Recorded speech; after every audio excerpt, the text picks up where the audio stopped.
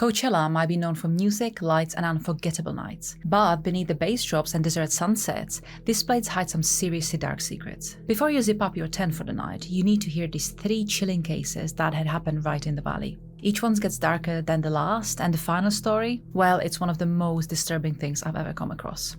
Let's dive right in.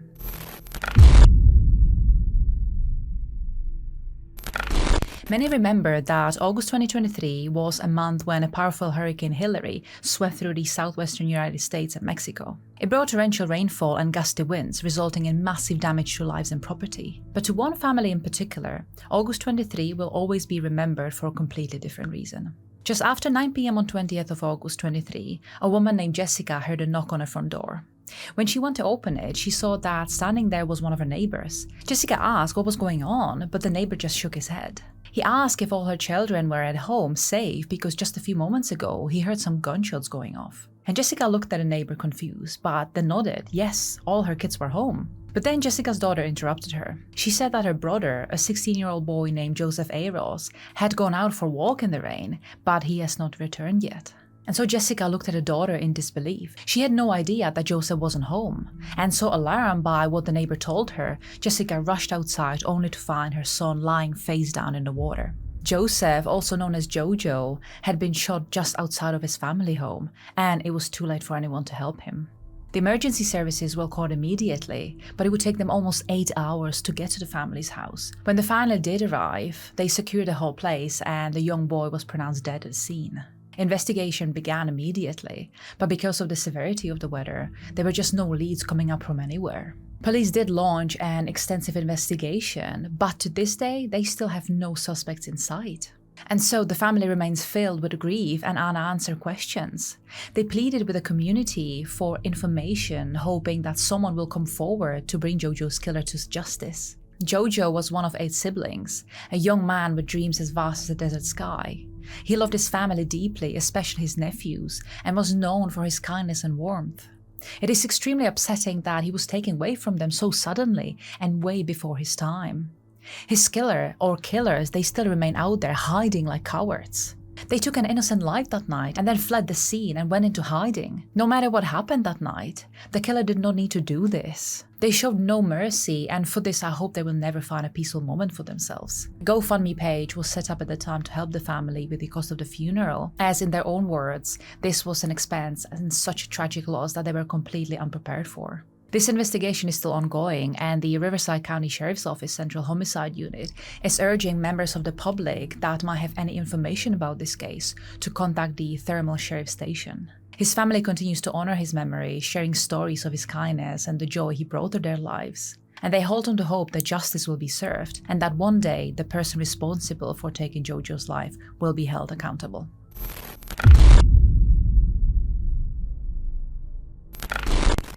Cathedral City, sometimes referred to as Cat City, is one of the 9 cities located within the Coachella Valley. And during the holiday season such as Christmas, streets get packed with cars and people, as it is the second most populated of those cities. And this is especially true for the famous Candy Cane Lane, which every single year gets decorated with lots of bright lights and ornaments to mark the occasion.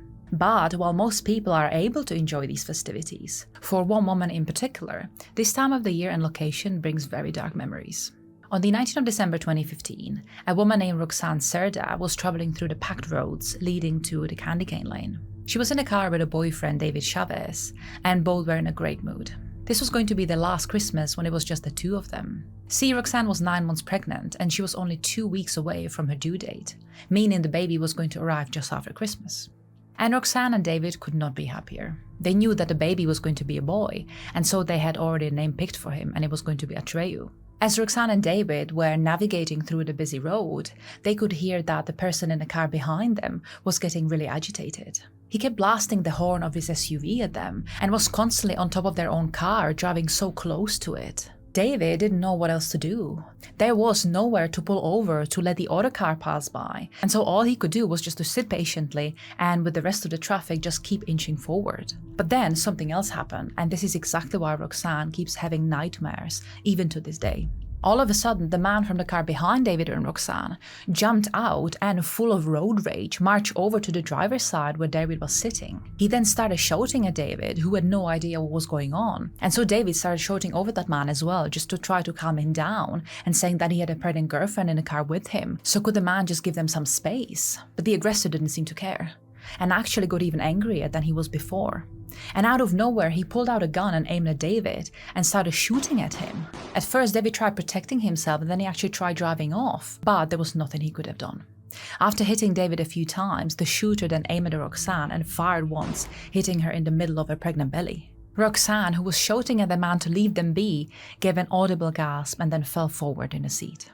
The shooter then got into his SUV and drove off. Police and ambulance were immediately called by the onlookers, and luckily they were able to save Roxanne, but for David and the baby it was too late. The bullet had hit the baby boy, and so there was nothing the doctors could have done to save him. As for David, he had multiple gunshot wounds, and unfortunately they were also fatal. There were of course multiple witnesses that helped to give a good indication of the description of the shooter to the police. And a sketch was made, and the man was described as bald Hispanic with a goatee and a mustache, 5'7" tall and weighing about 200 pounds. But astonishingly, even with so many people seeing this incident take place and giving police description, the man managed to just vanish. And even now, 10 years later, the shooter has still not been found, and the case has gone completely cold. Roxanne, who made a full physical recovery, still confesses that she has anxiety over what happened that night. And she has had 2 children since that incident, but still feels traumatized. Roxanne described that she can still feel the sting of the bullet hitting her, and a baby going limp in her body whenever she closes her eyes. She also says that she would like to bring the 2 children she now has to the candy cane lane and enjoy the holidays with them in the same way other families do, but she still finds it extremely hard to do any of that. The police, who admitted that all of their efforts have been exhausted in this case, with no new leads being discovered, have encouraged anyone who might have information about that evening to come forward, as at present they're unable to solve this case. No piece of evidence or information is small, so if you know anything, please contact the Cathedral City Police Department and they will hear you out.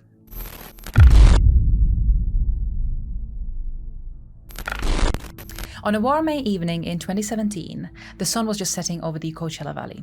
And in sight of a modest home, a 26-year-old Audrey Moran kissed her sister goodbye. She was heading out to pick her boyfriend, a 20-year-old Jonathan Reynoso, who had been in Brawley that day. And there was nothing unusual about it, it was just a simple drive to bring her love home. But that night, neither Audrey or Jonathan would ever return.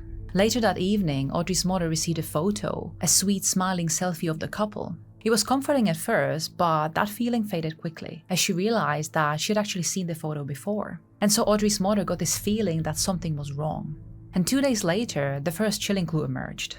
Audrey's grey GMC Terrain sat abandoned on the shoulder of the Interstate 10 in Beaumont, an hour away from where she should have been. And there were no signs of struggle, no blood, no cell phones, and no Audrey or Jonathan. When the investigators started examining the scene, their search dog caught the missing couple's scent, but the trail stopped cold 50 feet from the SUV, as if they had vanished into the thin air. And after this, the days turned into weeks, the weeks to months, but there was just no sign of the couple anywhere. Family and friends begged for answers, for anyone to come forward, but no clues or new leads were coming up, and so the family as well as the investigators became more and more frustrated.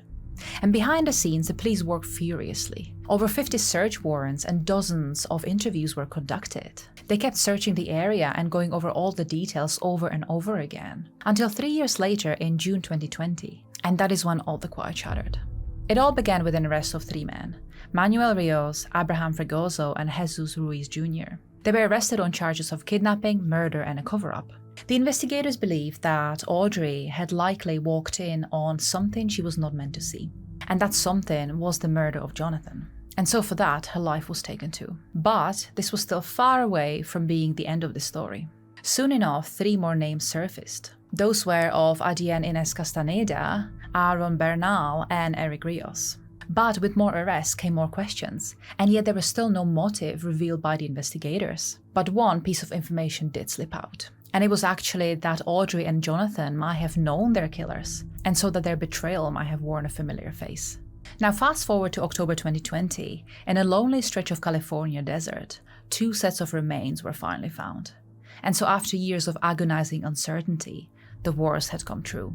Audrey and Jonathan would never come home. It wouldn't be until 2022 when a 3-day-long preliminary hearing revealed more shocking and gruesome details about the disappearance and murder of Audrey and Jonathan. Investigator Carlos Mendoza, who worked in a team of officers impersonating prisoners to obtain more information, evidence and confessions from suspects, took the stand. He brought up conversations that had happened between the suspects, Fregoso and his cousin Cavazos.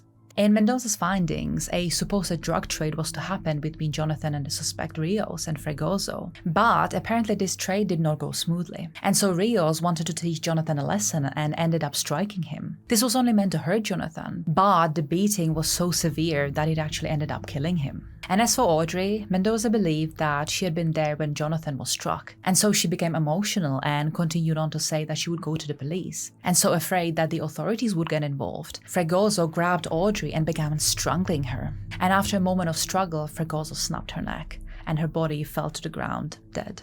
To cover both murders up, Rios, also known as Panda, was tasked to dispose of the bodies. And so Panda took the matters into his own hands. And this is when the whole incident gets much worse. Panda decided that the best way to hide the bodies would be chop them up into smaller pieces and then place those body parts in plastic bags and then bury them in a garden. In his orange Hummer, Panda drove the 2 bodies into Fregoso's backyard and went ahead with his plan. He would then move those bags at least once after he had buried them in the backyard. And after this, the suspect Ruiz Jr. also took a stand and confessed that when he actually lived with Fregoso in the same house, one day as Ruiz Jr. was digging a hole for some trash in the backyard, Fregoso requested to make the hole bigger. And then cement was poured into the hole, and that is when Ruiz Jr. made the gruesome discovery. He also saw 2 bones in there. He continued on to say that one of the other suspects, the woman named Adienne, ended up giving Jonathan CPR, and that it was presumably in Bernal's house where Jonathan passed away. Bernal's former roommate from 2017, Marisa Montoya, further confirmed that she also saw Audrey in Bernal's house the day she went missing. Marisa had known Audrey from 2017, as apparently that is when Audrey and Aaron Bernal were actually seeing each other, and so she remembered the woman really well. And so with all these confessions, all the missing puzzle pieces came together. And while this is no comfort for either of the families to know what had actually happened to their loved ones, but at least the perpetrators have been arrested and are serving time for this. Let me know which story spoke to you the most in the comments below, and please do subscribe if you want me to create more content like this. Until next time.